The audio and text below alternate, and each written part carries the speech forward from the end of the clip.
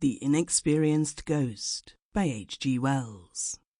The scene amidst which Clayton told his last story comes back very vividly to my mind.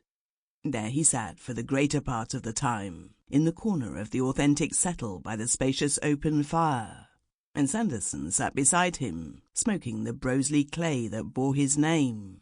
There was Evans, and that marvel among actors, Wish, who is also a modest man. We'd all come down to the Mermaid Club that Saturday morning, except Clayton, who had slept there overnight, which indeed gave him the opening of his story. We had golfed until golfing was invisible. We had dined, and we were in that mood of tranquil kindliness when men will suffer a story. When Clayton began to tell one, we naturally supposed he was lying. It may be, indeed, that he was lying.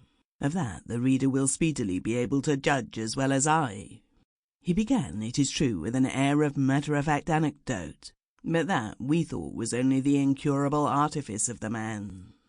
"I say," he remarked after a long consideration of the upward rain of sparks from the log that Sanderson had thumped, "you know I was alone here last night." "Except for the domestics," said Wish. "Who sleep in the other wing," said Clayton. "Yes, well." He pulled at his cigar for some little time, as though he still hesitated about his confidence. Then he said quite quietly, "I caught a ghost." "Caught a ghost, did you?" said Sanderson. "Where is it?" And Evans, who admires Clayton immensely, and has been 4 weeks in America, shouted, "Caught a ghost, did you, Clayton? I'm glad of it. Tell us all about it right now." Clayton said he would in a minute, and asked him to shut the door. He looked apologetically at me.